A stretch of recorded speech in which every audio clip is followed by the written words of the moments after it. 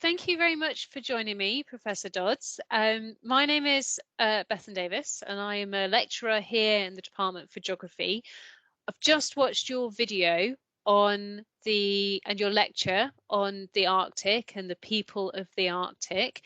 Could you maybe just start with like a 1-minute summary of what you covered in the video to remind people? Yeah, very happy to do so, and thank you for asking. So what I tried to do in the video is set out, I hope reasonably straightforwardly, sort of the subject matter, Arctic geopolitics and governance, and to try and take the listener through, I think, some of the key things that you really need to appreciate with regards to this topic. So number one, I wanted to make the point that the Arctic is a homeland to some 4 million people, many of whom are indigenous and native to the region and have been for millennia. Number two was to say that the geopolitics of the Arctic is changing, and it's changing in part because of accelerating climate change, but also great power competition, which is another way of saying that the United States, Russia, and China in particular all have, I think, a growing interest and commitment to seeing their vision for a future Arctic realized.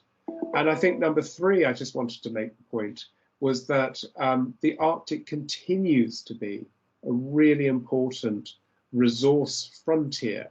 And that sits awkwardly, I think, with all the concern, rightly, we have about climate change and biodiversity loss.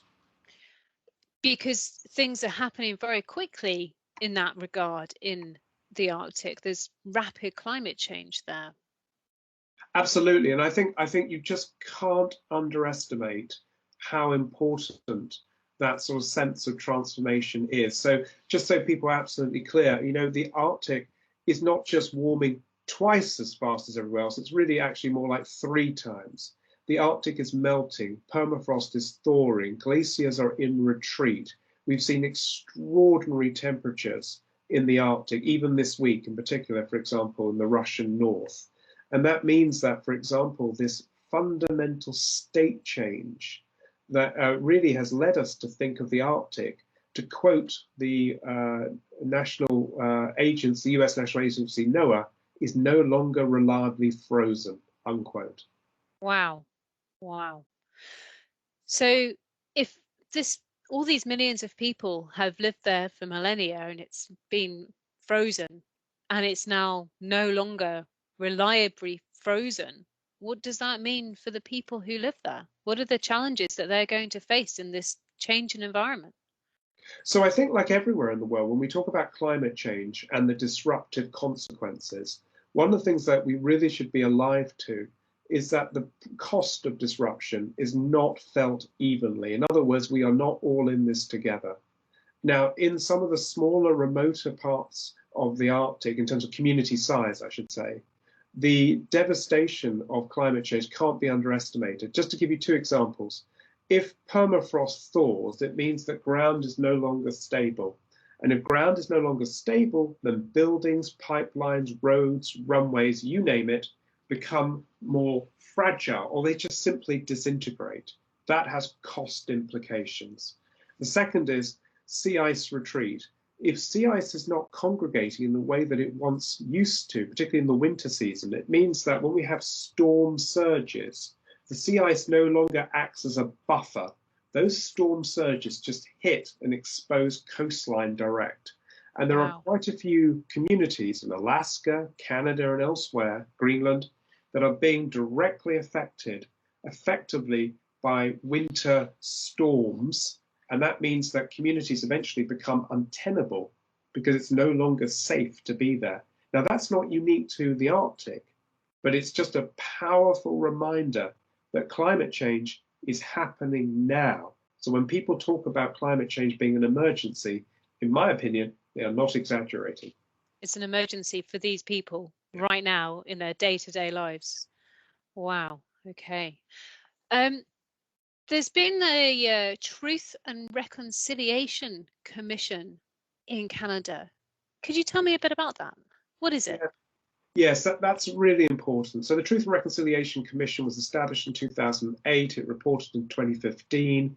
And what it did was it assembled extraordinary, painful testimony and alongside historical records of what was probably one of the most hurtful and shameful moments in not only Canadian history, but others as well. And in essence, generations of Indigenous peoples were sent to so-called residential schools as part of a deliberate and systematic attempt to de-indigenize. And what that meant was that these poor children were taken away from their families, strongly, and I do use strongly encouraged euphemistically, not to speak Indigenous vernacular languages, and in essence to become the model English or French speaking Canadian citizen or the model Danish speaking citizen. So for those of you who watch film, for example, I mean, there's a Danish film called The Experiment that actually tries to recreate or reconstruct some of that. But the thing that I really want people to understand in terms of the devastating legacy of residential schools is that please don't think this is past history.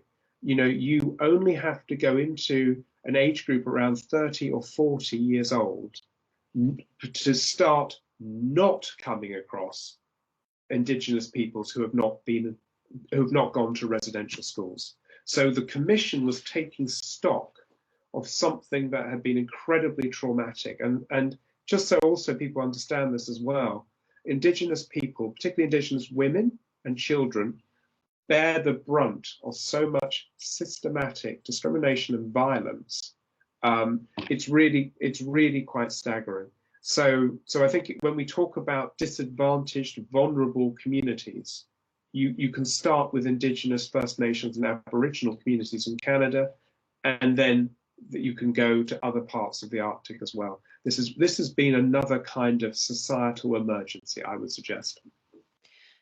And this Truth and Reconciliation Commission, the words truth and reconciliation, they suggest that they're trying to recognise the hurt that this caused.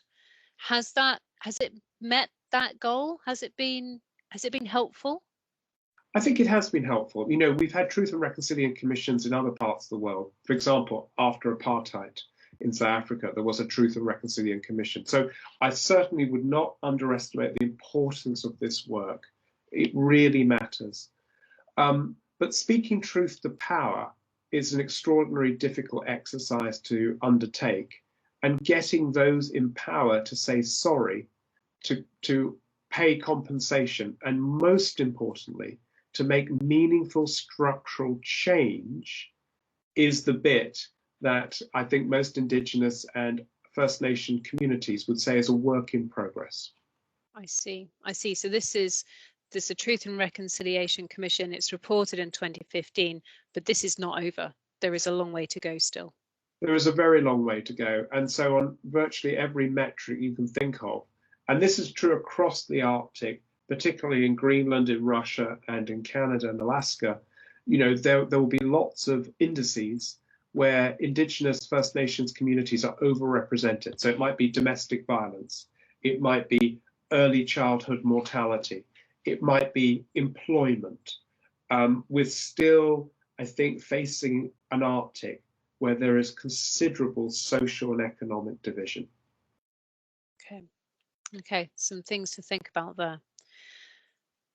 Let's talk on about another part of your video. One of the things that I thought was really striking in your video was this image of a flag on the seafloor and people attempting to claim the North Pole, claim the seafloor, claim the Arctic. Why do they want it? Why do they want to put a flag on the bottom of the ocean? And why was this so contentious?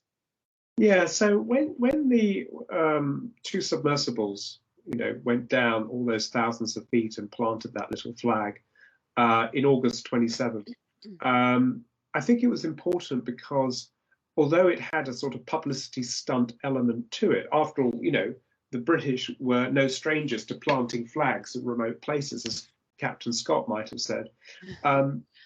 The Russians were doing it, I think, for a couple of reasons. Number one was there was a scientific, if you like, impetus. There was a huge amount of work going on, which was trying to assess the underwater geology of the Arctic Ocean, and it's tied to a complicated process whereby nation states can extend what are described as their sovereign rights over the seabed. And President Putin has always been very, very clear that Russia is not just an Arctic state, it is the most powerful and largest Arctic state. And it wants to, in a sense, exert Russian sovereign authority as far as possible across that seabed. Now, to make things complicated, the waters around the North Pole, the Central Arctic Ocean, are international waters. They can't be claimed by any one state, but the seabed can. And so that's one element. The other element, which I probably just hinted at already, is really around prestige. So a lot of interest in the oceans and the polar regions is often directed towards leadership, prestige, showing off. You know, we can do anything. And there's still a little bit, I think, in the Russian Federation mindset, which is similar to the Soviet Union in the 20s and 30s, which was the Arctic as a place to be conquered.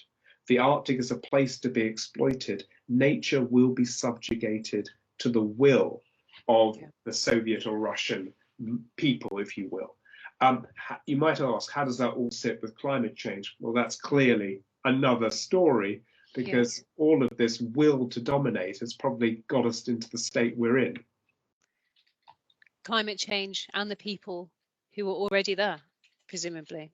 Correct. I mean, and of course, what makes it so appealing, the North Pole, Central Arctic Ocean, is precisely there are no people. So in essence, you don't have to worry about what others think of this. And I think that's often why flag planting takes on an added importance. You know, you can do it because you can get away with it.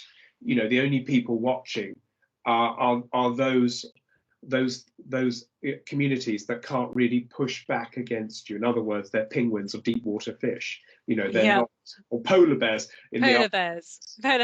Yeah. I'm thinking of the Antarctic, where it would, of course, it would just be penguins watching, or seals. But you take my point. I think it invites this sort of what you might call settler colonial fantasy. One of the ideas you talked about in your video was this idea of territory, borders, and sovereignty. Those three words seem quite related to me. They seem quite tied up together. How do we differentiate them? What do they mean? Yeah, so that's a really good point. So I think territory, we tend to think of as a specific piece of land or even water, perhaps, where some kind of state authority has jurisdiction over. And part of the work that's done to create a territory, of course, is done by borders. So borders, those lines on the maps, or that sort of parameter making practice, where we can say with confidence, you know, if we step here, we're in English territory, and we step here, we're on Welsh territory, whatever it might be. So the border tends to be thought of as the sort of the outer edge of a national territory. And whereas sovereignty, and of course everybody will be familiar with this with our Brexit debates, is about having the capacity to act, both positively, to do things, but also to push back against things that we don't like, hence the reason why, for example, we have military forces or policing or whatever it might be, or customs. So the three are very, very closely interlinked, and the Arctic is no stranger to you know, either of those three categories. We absolutely have borders. We have land borders, we have sea borders, some of which are still unresolved. The United States and Canada does not have an agreed maritime boundary between Alaska and Canada. So that's still an object of dispute, formally speaking. We do have territories, but you know, those territories, of course, are mostly in the domain of the 8 Arctic states, with Canada and Russia being the largest, Iceland being the smallest. And of course, all of those countries, plus, and here's the really important distinction, indigenous peoples also have sovereign authority.